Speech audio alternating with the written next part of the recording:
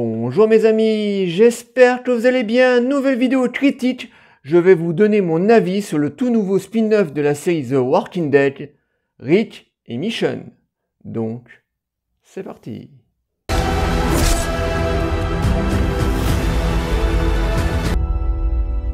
The Walking Dead est une série qui a compté 11 saisons, qui a été initiée il y a 12 ans en arrière, et c'était une série qui a insufflé une bulle d'air frais aux séries télé de l'époque. C'est une série qui a été tirée d'une bande dessinée très célèbre aux États-Unis et ensuite dans le reste du monde, une BD que je n'ai jamais lue, mais à mon avis très très bonne. C'est une série qui a été initiée par Frank Darabont, qui était scénariste et réalisateur de la toute première saison, parce qu'il s'est vite barré du show, voilà, pour désaccord avec les producteurs. Mais une très bonne série qui a tout de suite trouvé son public, parce que effectivement, c'est une série qui est très bien écrite. Pourtant, c'est un style assez balisé depuis des années au cinéma, donc le style zombilique, qui était très souvent destiné pour le cinéma, surtout avec les films de George Romero, La Nuit des Morts Vivants, et tout le reste des films qu'il a pu réaliser par la suite. Hein, voilà, donc c'était vraiment un style qui était destiné pour le cinéma et pour le marché de la série B. Et là arrive donc cette série qui est tirée de cette BD, et tout de suite cette série a trouvé son public. Voilà, on a eu une première saison de 6 épisodes vraiment très très bien, parce que très rapidement on s'attache à cette bande de survivants qui essaient de survivre à cette invasion zombie, voilà, post-apocalyptique, et on s'attache très rapidement à ces personnages, donc Rick, Michonne, Glenn, Maddie ou Carol, voilà, dans cette bande de survivants qui vont absolument survivre à cette invasion zombie. Donc, on ne tue pas les vivants.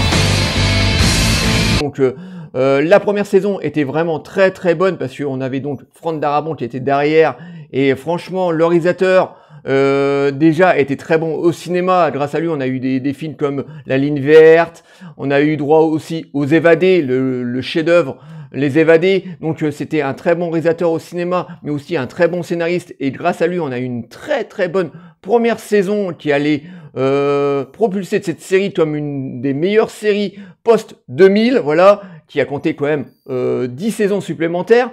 Et donc très rapidement, je suis devenu addict à cette série. Donc je me suis enchaîné la saison 2, ensuite la saison 3, ensuite à partir de la saison 4, on commençait à sentir un petit essoufflement, mais c'était toujours assez agréable à suivre. Ensuite, nous sommes arrivés jusqu'à la saison 7 avec le grand méchant de service qui était Negan, donc qui était teasé comme le plus grand méchant de la série. Voilà, un personnage rotor, sadique, qui n'hésite pas à broyer les gens autour de lui pour sauver son groupe, les Sauveurs. Donc un gros méchant qui est arrivé comme ça, qui a relevé le niveau de la série.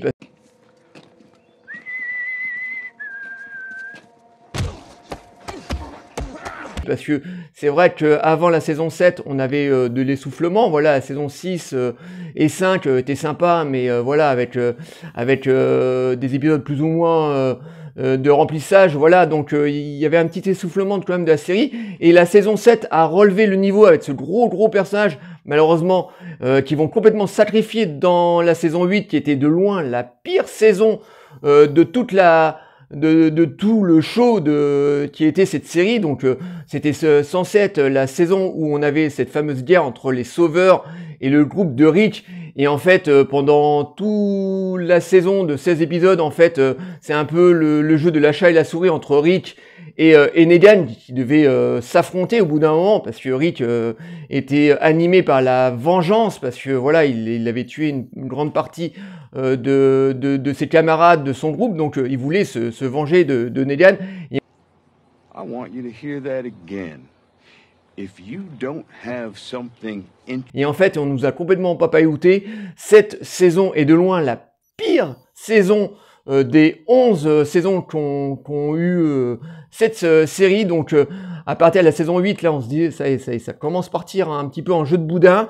Ensuite, les audiences ont commencé à décliner au fur et à mesure que les saisons arrivaient. Voilà, donc on a eu la saison 9 qui était sympathique, mais bon, voilà, avec des baisses de niveau. En plus, avec la mort, enfin, pseudo-mort de Rick. Ensuite, après, on a eu les chuchoteurs qui sont arrivés et donc ça a relevé un petit peu le niveau parce qu'on avait un nouveau bande de méchants assez charismatique et assez plaisant à suivre jusqu'à la conclusion de la série. Donc les producteurs ont décidé que la saison 11 serait la dernière, mais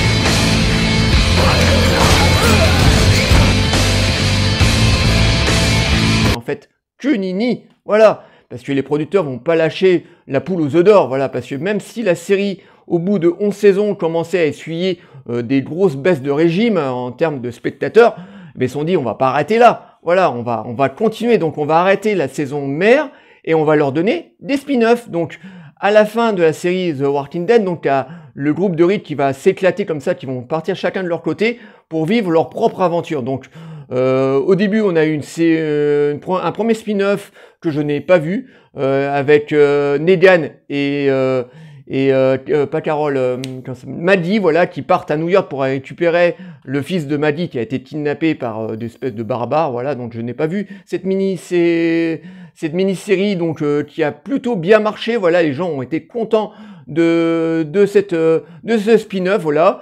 Ensuite, après, on a eu un deuxième spin-off avec Daryl, voilà, qui est Daryl Dixon, voilà, qui est passé sur Paramount Plus, et là, cette fois-ci, je l'ai vu et j'ai plutôt apprécié, et pourtant, c'est un spin-off qui n'a pas du tout plu à la plupart des fans de la série mère de The Walking Dead, voilà, ça a été complètement, mais le spin-off a été complètement décrié, voilà, les gens ont versé leur haine sur ce spin-off qui est vraiment sympathique pour moi, c'est le meilleur spin-off qu'on a eu depuis là, ces derniers mois, voilà. Si jamais je rentre pas, je veux qu'ils sachent que j'ai essayé. Voilà, j'ai beaucoup aimé Daryl Dixon parce que d'une part, c'est une bulle d'air frais à la série parce que la série se passe pas aux États-Unis mais cette fois en France. Voilà, donc on suit les aventures de Daryl qui arrive sur les côtes françaises au début à Marseille et ensuite tout le show se passe à Paris. Voilà, donc on a des nouveaux protagonistes qui arrivent. Voilà, il est recueilli par des bonnes sœurs.